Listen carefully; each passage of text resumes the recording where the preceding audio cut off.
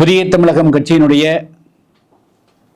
7வது மாநில மாநாடு 2026ஆம் ஆண்டு ஜனவரி 7ஆம் தேதி மதுரையில் நடைபெறுகிறது. புதிய தமிழகம் கட்சி 1997ஆம் ஆண்டு டிசம்பர் மாதம் 15ஆம் தேதி அதிகாரபூர்வமாக இந்திய தேர்தல் ஆணையத்தில் பதிவு செய்யப்பட்டது. அதற்கு பிறகு 6 பெரிய மாநாடுகள் நடத்தியிருக்கிறோம். இது 7வது மாநில மாநாடாகும். இந்த மாநாடு 2026ஆம் ஆண்டு சட்டமன்ற தேர்தல்கள் நடைபெறக்கூடிய சூழலில் நடைபெறுவதால் நிச்சயமாக தேர்தலில் புதிய தமிழகம் கட்சியினுடைய நிலைப்பாடு எப்படி இருக்கும் என்பது குறித்தும் இந்த மாநாட்டில் மிக முக்கியமான தீர்மானங்கள் நிறைவேற்றப்படும்.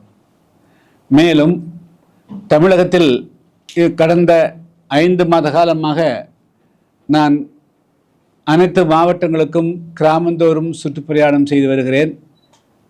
அதில் தூத்துக்குடி மாவட்டம், திருநெல்வேலி, தென்காசி, விருதுநகர், ராமநாதபுரம், மதுரை உள்ளிட்ட பல மாவட்டங்களுக்கு சென்று வந்திருக்கிறேன். திண்டுக்கல் மாவட்டத்தில் செப்டம்பர் 27ஆம் தேதிக்கு பிறகு தொடர்ச்சியாக ஒவ்வொரு ஒன்றிய வாரியாக கிராமந்தோறும் சுற்றுப்பிரயாணம் மேற்கொள்ளவிருக்கிறேன். இந்த கிராமங்களுக்கு நான் சுற்றுப்பிரயாணம் செய்ததில் மிக முக்கியமாக பல்வேறு விதமான கிராம சூழ்நிலைகளை அறிய முடிந்திருக்கிறது. அதில் குறிப்பாக ஏழை மக்கள், எளிய மக்கள் இந்த டாஸ்மாக் கடைகள் திறந்து 24 மணி நேரமும் சட்டவிரோதமாக செயல்படுகின்ற காரணத்தினால் எண்ணற்ற ஏழைகள் குடிப்பழக்கங்களுக்கு ஆளாகி குடும்பங்களே சிதறக்கூடிய நிலைமையில் இருக்கின்றன. ஒன்று, அவர்களுடைய வருமானங்கள் மிகவும் குறைவாக இருக்கிறது. அந்த வருமானத்தையும் டாஸ்மாக் கடைகளிலேயே தொலைத்து விடுகிறார்கள். 2வது, குடும்ப அமைதிகள் கிடைக்கிறது. குழந்தைகளை சரியாக பராமரிக்கப்பட முடியாமல் போகிறது. பல பேர் 70 வயது 75 வயதிலும் வாழ வேண்டியவர்கள் 50 45 வயதிலே உயிரிழந்து விடுகிறார்கள். கடந்த 5 ஆண்டு காலத்தில் மட்டுமே ஒவ்வொரு கிராமத்திற்கும் 5 பேர் 10 பேர் என்ற மரணம் மீதிய செய்திகள் எல்லாம் கேள்விப்படுகிறோம். எனவே தமிழ்நாட்டிலே மிகப்பெரிய அளவிற்கு இப்பொழுது தமிழ்நாட்டு மக்களுடைய வாழ்வாதாரத்தையும் உடலையும் கெடுக்கக்கூடியதாக டாஸ்மாக் இருக்கிறது. எனவே எங்களுடைய மாநாட்டில் மிக முக்கியமாக இந்த டாஸ்மாக் மது ஒழிப்பும் மிக முக்கியமான இடம்பெறும். அதே போல கிராமப்புறங்களில் கடந்த 2021 திமுக ஆட்சிக்கு வந்த பிறகு எந்த ஒரு கிராமத்திலும் யாருக்கும் ஒரு வேலை வாய்ப்பை கொடுத்ததாக தெரியவில்லை. பெண்களுக்கும் கொடுக்கவில்லை, இளைஞர்களுக்கும் கொடுக்கவில்லை. வேறு எந்த விதமான வளர்ச்சியோ முன்னேற்றத்தையோ கிராமப்புறங்களில் காண முடியாத ஒரு அவலம் இருக்கிறது. எண்ணற்ற கிராமங்களில் குடிநீருக்கு இன்றும் குடிநீர் விலைக்கு வாங்க வேண்டிய நிலையிலே இருக்கிறார்கள். நான் கடந்த வாரத்தில் விளாத்திகுளம் பகுதியில் சுற்றுப்பிரயாணம் மேற்கொண்டேன். சூரங்குடி பகுதியில் இன்றும் ஒரு குடம் தண்ணி 10 ரூபாய் 20 ரூபாய்க்கு வாங்கித்தான் குடிக்க வேண்டிய நிலையிலே இருக்கிறார்கள். ஸோ இதெல்லாம் ஏன் இந்த அரசாங்கம் இதெல்லாம் கண்டுகொள்ளவில்லை என தெரியவில்லை. இதுபோல் மக்களுடைய அடிப்படை பிரச்சனைகளையே தீர்க்காமல், அதே போல் சாதாரணமாக மதுரை மாவட்டத்தில் சோழவந்தான் பகுதியிலே சுற்றுப்பிரயாணம், வாடிப்பட்டி மற்றும் அலங்கானார் பகுதியில் சுற்றுப்பிரயாணம் மேற்கொண்டேன். எண்ணற்ற கிராமங்களில் 3 சென்ட் வீட்டு மனை கூட கொடுக்கப்படவில்லைங்க. அங்கே சீப்புதூர் என்ற ஒரு பகுதிக்கு போயிருந்தேன். 3 சென்ட் நில வீட்டில் அதில் 4 வீடுகள் இருக்குது. ஒவ்வொரு வீட்டுக்குள்ளும் வெறும் 150 ஸ்கொயர் ஃபீட் 200 ஸ்கொயர் ஃபீட் இருக்கிறதுல 3 குடும்பங்கள் வாழக்கூடிய மிக மோசமான நிலைமைகள் இருக்கிறது. அந்த அளவுக்கு சொல்ல முடியாத துயரங்களும் அவலங்களையும் கிராமப்புறத்திலே பார்க்கிறோம். எனவே இதெல்லாம் வரக்கூடிய சட்டமன்ற தேர்தலில் நிச்சயமாக எதிரொலிக்கும் என்றே நான் கருதுகிறேன். எனவே இந்த மக்கள் இந்த தமிழ்நாடு அரசு தினமும் ஒரு புதிய திட்டங்களை அறிவிக்கிறார்கள். ஆனால் 4.5 ஆண்டு காலத்தில் இந்த அரசனுடைய எந்த திட்டமும் முறையாக அடித்தள மக்களுடைய வாழ்வாதாரத்தை மேம்படுத்தக்கூடிய வகையில் ஒரு திட்டம் கூட செயல்பட்டதாக தெரியவில்லை. 2வது, இந்த 100 நாள் வேலை. இந்த 100 நாள் வேலை அப்படிங்கிறது மத்திய அரசினுடைய திட்டம் 2004 கொண்டு வரப்பட்டதுங்க.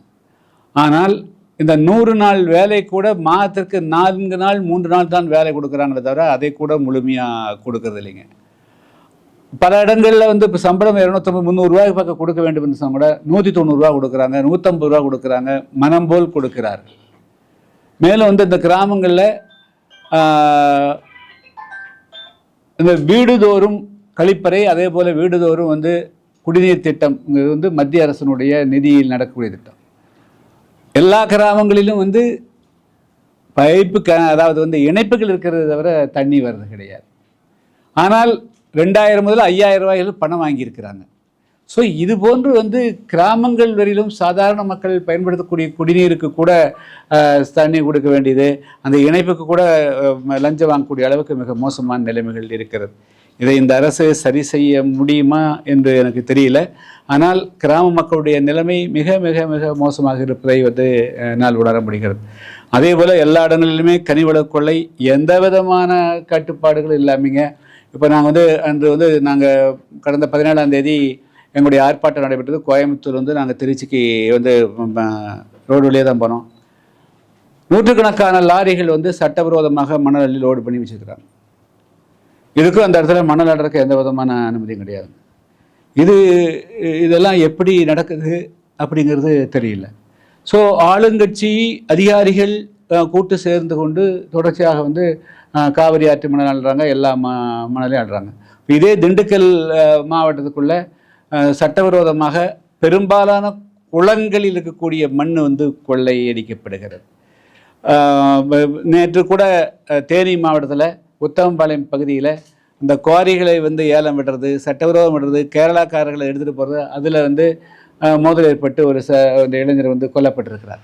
ஸோ இப்படி வந்து எல்லா விதமான கிரைம்ஸ் குற்றங்களும் மிக அதிகமாக அதிகரிப்பதற்கு மிக முக்கியமான காரணம், சட்ட ஒழுங்கு கெடுப்பதற்கு காரணம் ஒன்று மது, ரெண்டாவது வந்து அரசு ஒன்று இருக்கிறதா என்ற ஒரு மிகப்பெரிய கேள்வி இருக்குது. அரசனுடைய செயல், அரசு மேலே இருக்கிற இதுக்கும் வந்து கீழே இருக்கிறதுக்கு எந்த விதமான தொடர்பும் இல்லாமல் அவரவர் ஒரு ராஜ்யம். கிராம நிர்வாகம்னா அவர் தனி ராஜ்யம் நடத்துகிறாரு, தாசில்தார்னா அவர் ஒரு தனி ராஜ்யம் நடத்துகிறாரு, இன்ஸ்பெக்டர்னா அவர் ஒரு தனி ராஜ்யம், டிஎஸ்பி ஒரு தனி ராஜ்யம், ஒரு ஹெட் கான்ஸ்டபிள் அவருக்கு முடிஞ்ச அளவுக்கு அவர் ஒரு ராஜ்யம் நடத்திக்கிறார். ஸோ யாரும் யாருக்கும் கட்டுப்படுற மாதிரி இல்லை, யாரும் யாரையும் கட்டுப்படுத்தக்கூடிய சூழ்நிலையும் இல்லாத அளவுக்கு வந்து ஒரு லாலெஸ்னஸ் தமிழ்நாட்டில் நிலவுவதை நாங்கள் வந்து பார்க்கிறோம். இது வந்து ரொம்ப சரியானது கிடையாது. இது இந்த அரசு திருத்திக் கொள்ளுமா திருத்த முடியுமான்னு தெரியல. ஆனால் திருத்திக் கொள்வதற்குண்டான காலம் முடிந்து போய்விட்டது. எனவே இதை மாற்றியமைப்பதற்கு உண்டான காலம் நெருங்கி இருக்கிறது. அது வந்து 2026 அதுக்குண்டான விளைவுகள் ஏற்படும். அடுத்து வந்துங்க ஜூலை மாதம் 27ஆம் தேதி தூத்துக்குடி மாவட்டம் ஆறுமுகமங்கலை சேர்ந்த கவின் என்ற 27 வயது மென்பொறியாளர் தன்னுடைய சக பள்ளி மாணவியோடு பேசி வந்ததற்காக படுகொலை செய்யப்பட்டார். இப்பொழுது நாளையோடு ஒரு மாதம் நிறைவுற இருக்கிறது. இன்று வரையிலும் அந்த வழக்கில் சேர்க்கப்பட்டிருக்கக்கூடிய அந்த சுர்ஜித்தினுடைய தாயார் கைது செய்யப்படவில்லை, கூலிப்படைகள் முழுமையாக கைது செய்யப்படவில்லை. தமிழ்நாட்டினுடைய முதலமைச்சராக இருக்கக்கூடியவர்கள் வந்து அது குறித்து ஒரு கண்டன அறிக்கை கூட கொடுக்கல. இந்த நிலையில் ஒரு மாதம் கழித்து அந்த கவினுடைய தந்தையை சந்திரசேகரை அழைத்து கொண்டு போய் அவர் வீட்டுக்கு அழைத்து கொண்டு போய் பேச வைக்கிறார்கள். அதுவும் குறிப்பாக சிதம்பரம் நாடாளுமன்ற உறுப்பினர் விடுதலை சிறுத்தைகள் கட்சியினுடைய பொறுப்பாளர் வந்து திருமாவளவன் வந்து தன்னுடைய பொறுப்பை மறந்துவிட்டு கடமையிலிருந்து தவறிவிட்டு இதுபோல் வந்து ஏஜெண்டுகளைப் போல புரோக்கர்களைப் போல ஆளுங்கட்சிக்கு ஆள் பிடிப்பவர்களைப் போல பிள்ளை பிடிப்பவர்களைப் போல எங்கெங்கெல்லாம் பிரச்சனை ஏற்படுகிறதோ அந்த பிரச்சனையை அணைப்பதற்கு கூடிய வகையில் அந்த பிரச்சனையை பெரிதாக விடக்கூடாது என்ற வகையில் இது மாதிரி கொண்டு போய் பாதிக்கப்பட்டவர்களுக்கு கூட நின்று போராடி அந்த மக்களை போராட்ட களத்துக்கு கொண்டு வந்து அதன் மூலமாக நீதி கிடைக்க வைத்தால் மட்டும்தான் அது நிரந்தரமான நீதியாக இருக்க முடியும். ஆனால் அவங்க கொண்டு போய் முதலமைச்சர்கிட்ட கொண்டு போய் அந்த அவர்களுடைய போராட்ட குளத்தை மழுங்கடிச்சிட்டு அவர்களை வந்து ஒரு ஏதாவது ஆறுதல் வார்த்தைகளை சொல்லி அனுப்புவது மூலமாக குற்றவாளிகளும் சரி அது பார்த்து கொள்ளலாம், தங்களுக்கும் யாராவது ஒருத்தர் வழி கிடைக்கும் என்ற அடிப்படையில் இருந்து விடுகிறார்கள். இதெல்லாம் வந்து முதல்ல விடுதலை சிறுத்தைகள் கட்சி வடக்கு மாவட்டங்களில் தான் அந்த மக்களுடைய உணர்வுகளை மழுங்கடிச்சிட்டு அவங்க மட்டும் வளர்ந்துட்டாங்க. வேங்க வயலில் 4 வருடங்களுக்கு முன்பு குடிநீர் தொட்டியில் மலம் கலக்கப்பட்டது. இன்று வரையிலும் அதுக்கு நீதி கிடைக்கல.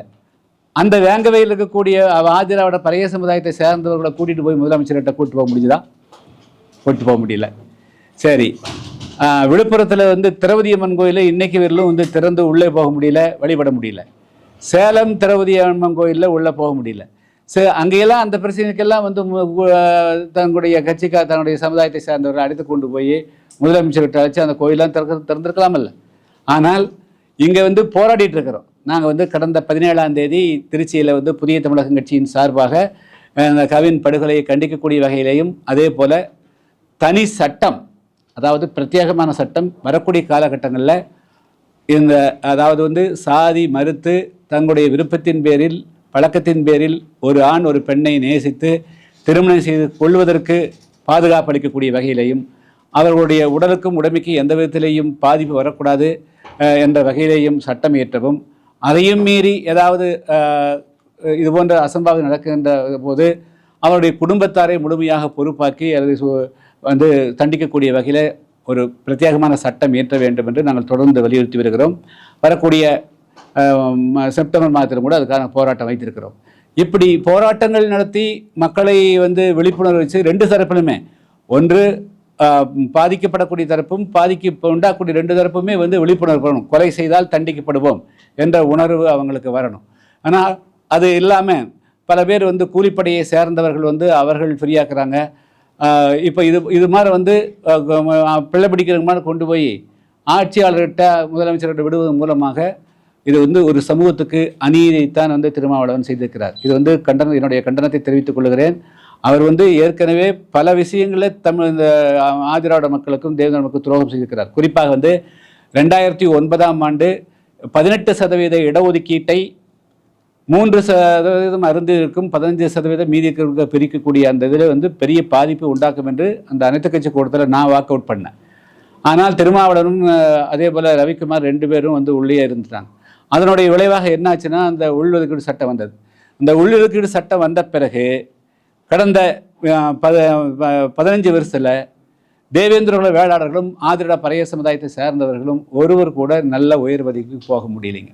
அது குறித்து ஏற்கனவே இங்கே பிரஸ் மீட் கொடுத்துருக்கிறேன், பல முறை கொடுத்துருக்கிறேன். ஸோ இப்படியெல்லாம் ஒவ்வொரு சமயத்திலும் துரோகம் செய்து கொண்டே இருக்கக்கூடிய ஒருத்தர் வந்து மீண்டும் வந்து இந்த கவின் மேட்டர்லையும் அவங்க அப்பாவை கூட்டிகிட்டு போய் இது வந்து தவறான ஒரு நடைமுறையை உருவாக்குகிறார்கள். இது வந்து இதை வந்து நான் கண்டிக்கிறேன். அது கைவிடணும். அது வந்து அவருக்கு பதவி வேணா, இன்னும் 2 சீட்டு வேணா கொஞ்சம் கூட கிடைக்குமோ தவிர, அது வேறு விதத்தில் வேறு ஏதாவது வேலை செஞ்சால் கூட 2 கிடைக்கலாம், அதை பற்றி ஒன்றும் இல்லை.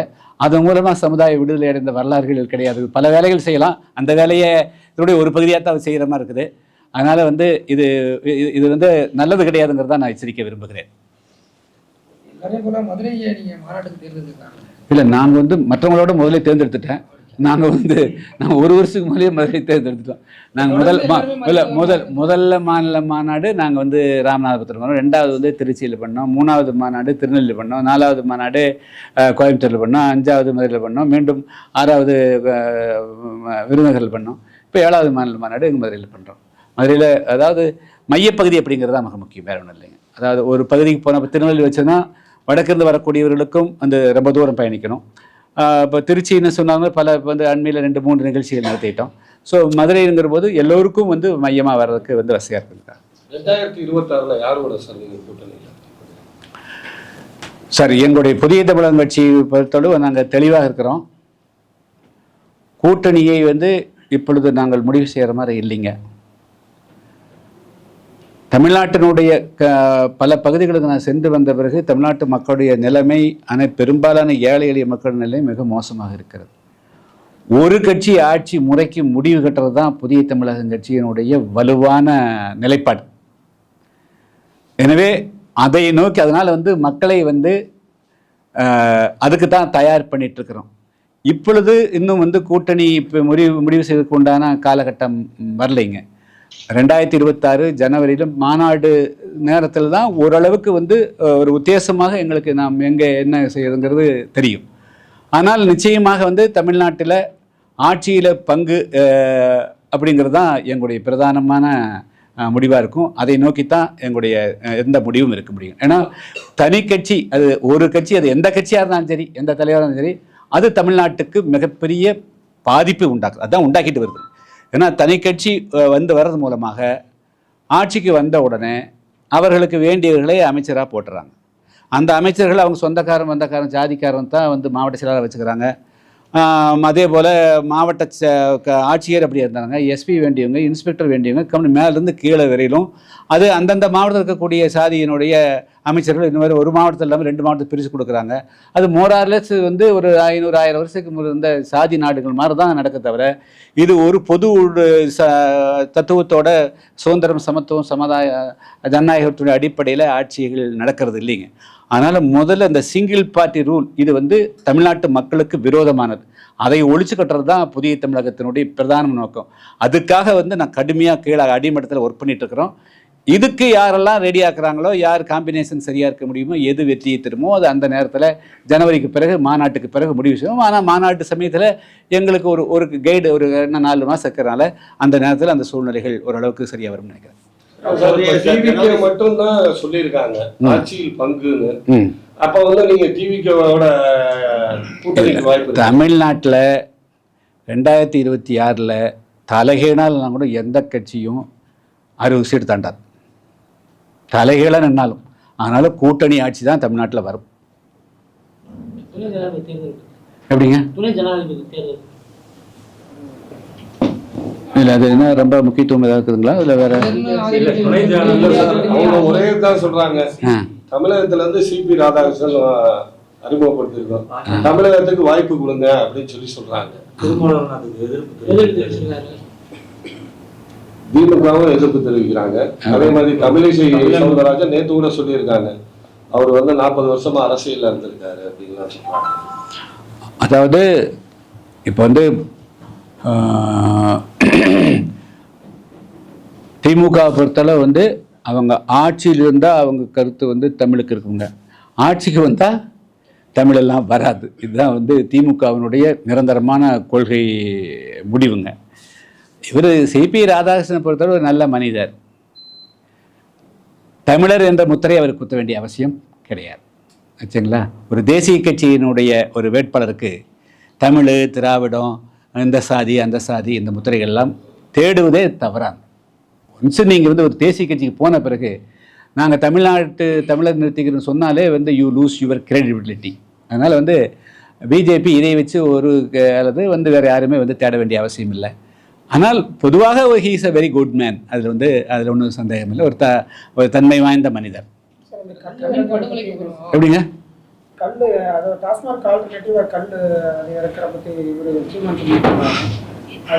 அதுதான் நாங்கள் வந்து அவங்க கல் இறக்குனா நாங்கள் வேறு மாதிரி பண்ணவங்களுக்கு சொல்லி திருச்சியில் மாநாடு போட்டோம். அவங்க கல் இறக்கலையே. அதாவதுங்க தென்னை மரம் அது வந்து எப்படி ஒரு பசுவோ அதுபோல் வந்து பசுவில் பால் கொடுக்குது. அது வந்து தயிர் எடுக்கலாம், மோர் எடுக்கலாம், வெண்ணெய் எடுக்கலாம், நெய் எடுக்கலாம், ஆச்சுங்களா? ஸோ இதுபோல் வந்து அதே போல் அதை வந்து பால் பவுடராக பண்ணலாம். இதுபோல் எண்ணற்ற பொருட்கள் வந்து பால்லேருந்து தயாரிக்க முடியும். அதே போல் தென்னை என்பது வந்து அதே போல் தான். தென்னையில் வந்து தேங்காய் எடுக்க முடியும், இளநீர் எடுக்க முடியும், தென்னை நார் எடுக்க முடியும். தேங்காயிலேருந்து இளநீரை வந்து முதலெல்லாம் வந்து இப்போ பதப்படுத்தி அதை வந்து வெளிநாட்டுக்கு ஏற்றுமதி செய்ய முடியும்.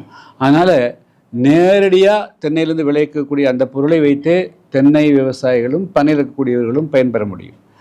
இவங்க ஏன் கல் இறக்கணும்னு தவறான வழிக்கு போகிறாங்க, ஆச்சுங்களா? இதே இன்றைக்கி வந்து ஒரு தேங்காய் இன்றைக்கி வந்து 28 ரூபாய்க்கு விற்குதுங்க, ஆச்சுங்களா? இதே விவசாயிகளுக்கு வந்து நல்ல பலன் தரக்கூடியது. அதுபோல் தென்னையின் மூலமாக இன்னும் பல நன்மைகள், அந்த மட்டையிலேருந்து நார்லேருந்து எல்லாமே இன்றைக்கி பயனளிக்கக்கூடிய இதாக போயிடுச்சு. ஆனால் கல் வந்து அவங்க வந்து அது ஏற்கனவே சொல்லிக்கிறேன், கல் அது ஒரு மதுபானம்.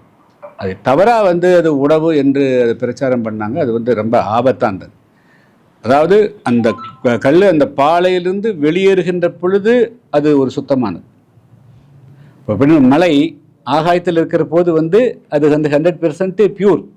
அது மேலே மேகத்தில் இருக்கிற போது அதே இங்கே வந்து நம்ம சுற்றுப்புற சூழ்கிற போது அப்போயே வந்து பாக்டீரியா வந்துடுது, வைரஸ் வந்துடுது, டஸ்ட் வந்துடுதுங்க. நிலத்துக்குள்ளே போனோன்னு என்னாகும்?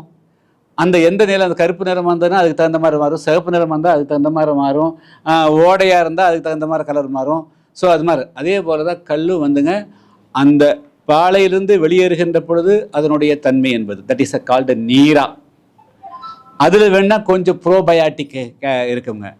பட் அது வந்து ஒவ்வொரு நிமிஷமும், அதாவது 10 நிமிஷம் கழித்து அதனுடைய தன்மை வேறு, 1 மணி நேரம் கழிச்சு தன்மை வேறு, 4 மணி நேரம் 8 மணி நேரம் போகும்போது அதில் இருக்கிற வந்து சுகர் கண்டென்ட்டு வில் பிகம், அங்கே இருக்கிற ஈஸ்ட்டும் பாக்டீரியாவும் 2 சேர்ந்து அதை வந்து அதை வந்து ஆல்கஹாலாக மாற்றிடுது. ஸோ 4% ஆகும், 8% ஆகும், 4 பார்த்தா 16% ஆகும். ஸோ அது மொலாசஸாக கூட மாறுங்க ஒரு 2 நாள் கழிச்சா. ஸோ அது வந்து இன்றைக்கி இருக்கிற பீரை காட்டிலும் சாதாரணமான அந்த ஒயினை காட்டிலும், ரெட் ஒயினை காட்டிலும் மிகவும் மிக மிக ஆபத்தானது கல்லுங்க. அதனால் அது வந்து தெரியாமல் யாரோ சொல்லி கொடுத்துக்கிறாங்க. அவருக்கு வந்து மருத்துவத்தை பற்றி தெரிய வாய்ப்பில்லை இல்லைங்களா? யாரும் அப்படி பேசணுன்னு அவர் தப்பு பேசிட்டார் ஆச்சுங்களா? அதனால் எந்த விதமான அதில் எந்த உணவுனா 3 இருக்கணுங்க. அதாவது protein it is a must, 2 fat இருக்கணும், கார்போஹைட்ரேட் இருக்கணும், விட்டமின்ஸ் இருக்கணும், மினரல்ஸ் இருக்கணும் ஆச்சுங்களா? அதுபோக வந்து ஃபைபர் இருக்கணும், ஃபைபர் கண்டென்ட் இருக்கணும். எதுவுமே அதில் கிடையாது, வெறும் மியர் சுகர். இப்போ டயபெட்டிஸை நம்பி நான் ஒத்தமர கல்லும் உப்பு கருவாடும் சாப்பிட்டா, உப்பு கருவாடு வச்சா பிபி ரைஸ் ஆகும், ஒத்தமர கல் சாப்பிட்டா சுகர் ரைஸ் ஆகும். என்ன ஆகுங்க?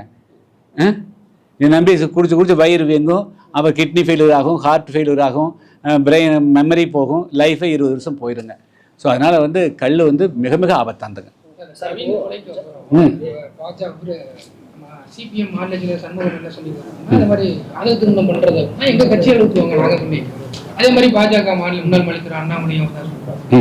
இப்போ கட்சிகள்லாம் வந்து காதல் திருமணம் பண்ணி வைக்கிறதுக்காக அவங்க அலுவலகத்தில் சொல்லிட்டு இருக்காங்க. இது எப்படி? இல்லை, முதல்ல வந்து இந்த காதல் திருமணம் பண்ணுற வேலை இருக்கட்டுங்க. முதல்ல இந்த பெற்றோர்கள் வந்து இந்த மாதிரி இளைஞர்களுடைய விருப்பத்துக்கு மாறாக அவர்களை வந்து கொலை செய்வது தவறு, அவர்களை குற்றவாளி ஆக்கக்கூடாதுங்கிற அட்வைஸ் பண்ணணும்.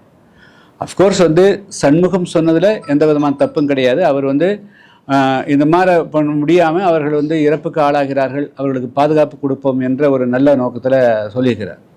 அதனால் வந்து அவர் சண்முகம் வந்து ஒரு பரந்த மனப்பான்மையோடு சொல்லுகிறார். அதை வந்து நம்ம குற்றமாகவோ தவறாகவோ கருத இயலாது. ஏன்னா அவங்க ஆரம்பத்திலேருந்து அவங்க கொள்கை வடிவில் அவங்க சரியாக இருக்கிறாங்க, எங்களுடைய அலுவலகத்தை பயன்படுத்தி கொடுக்கணும். ஆனால் அதுவும் கூட அலுவலகத்திலேயே எத்தனை நாளைக்கு அவங்க இருக்க முடியும்? அரசாங்கம் தான் வந்து முழுமையாக அவர்களுக்கு பாதுகாப்பு அளிக்கணும். ஃபஸ்ட்டு வந்து இவங்களுக்கு 2 பேரும் வந்து ஒரு மெச்சூர்டாக இருக்கிறாங்க, அவங்களால தங்களை வந்து தங்களுடைய வாழ்வாதாரத்தை நிலைநிறுத்திக் கொள்ள முடியும் என்பது தெரிந்தால் நிச்சயமாக பேரண்ட்ஸ் வந்து இன்றைக்கி இருக்கிற சுச்சுவேஷனை அவங்க அக்செப்ட் பண்ணித்தான் ஆகணும். அதுக்காக வந்து எக்ஸ்ட்ரீமாக போய் கூலிப்படியாகிறது, அவர்கள் குற்றவாளியாகிறது, அவர்கள் சிறைக்குள்ளே போகிறது. இவங்க சிறைக்குள்ளே போயிட்டு என்ன கௌரவத்தை இவங்க மீட்க முடியும்? இவங்க லைஃப் இழந்து என்ன கௌரவத்தை இருக்க முடியும்? இப்போது சுர்ஜினுடைய அப்பா வந்து ஒரு சப் இன்ஸ்பெக்டராக போலீஸ், அம்மா ஒரு சப் இன்ஸ்பெக்டராக போலீஸ், அவங்க கூலிப்படைக்கை பண்ணவங்க 5-6 பேர் இருக்கிறாங்க. ஸோ இப்போ இவனுடைய வாழ்க்கை இது என்ன கௌரவம் மீட்கப்பட்டிருக்கிறது? இந்த பையன் மெச்சூர்டு, இவன் வந்து ஈஸ் ஏர்னிங் ஒரு நியர்லி 1 lakh. அந்த பொண்ணு ஒரு சித்த மருத்துவர், மஸ்ட் ஆல்சோ ஏர்ன் ஒரு 30-40,000 rupees ஏர்ன் பண்ணும். அவங்களால குடும்பத்தை நல்லா நடத்த முடியுங்கிற போது அப்போ எனக்கு விருப்பம் இல்லை, நீங்கள் போய் மேரேஜ் பண்ணிக்கணும், அப்படி ஒதுங்கிறது தான் சரியாக இருக்க முடியுமே தவிர. இப்போ வந்து மேலை நாடுகள் என்ன நடக்குதுங்க? 18 வயசு ஆனால் பெண்ணு அப்பா கோடீஸ்வரனாக இருந்தால் கூட அப்பாவுடைய தயவலியோ அம்மாவுடைய தயவலியோ யார் எந்த பிள்ளையும் வாழ்கிறதே கிடையாது. வெளியே அவங்க பாட்டில் ஆட்டோமேட்டிக்காக வெளியே போயிடுறாங்க. மேரேஜ் ஆச்சுனாலே யாரும் எந்த பெற்றோரும் அவங்க குழந்தையோட வீட்டில் வச்சுக்கிறதே கிடையாது. இதுதான் வந்து மேலே அமெரிக்காவிலேருந்து லண்டன்லேருந்து எல்லா யூரோப்பிய நாட்டில் நடக்கக்கூடியது. அதனால் தமிழ் சமுதாயம் இந்திய சமுதாயமும் இன்றைக்கி இருக்கிற சூழ்நிலைகளுக்கு தன்னை பெற்றோர்கள் தான் தகவமைத்து கொள்ள வேண்டுமே தவிர கொஞ்சம் கஷ்டமாக இருக்கும். நம்ம வளர்த்த பிள்ளை அப்படிங்கிற இதில் எல்லாம் பாசத்தில் வந்து எல்லோரும் ஊறிடுறாங்க. இது வந்து இந்திய சமுதாயம் கொஞ்சம் பிற்போக்கமான சமுதாயம், பழமை வாய்ந்த சமுதாயம். இந்த சமுதாயம் உடனடியாக இதுக்கு வந்து தயாராகுமான்னு சொல்ல முடியாதுங்க. உபதேசம் என்பது வேறு. ஆனால் பிரச்சனைகளை ஒவ்வொருத்தருக்கு வர்ற போது வந்து இது எல்லோருக்கும் மன கஷ்டத்தை உருவாக்கக்கூடியது வந்து ஜீரணிக்க முடியாத விஷயங்கள் தான் இருந்தாலும் கூட.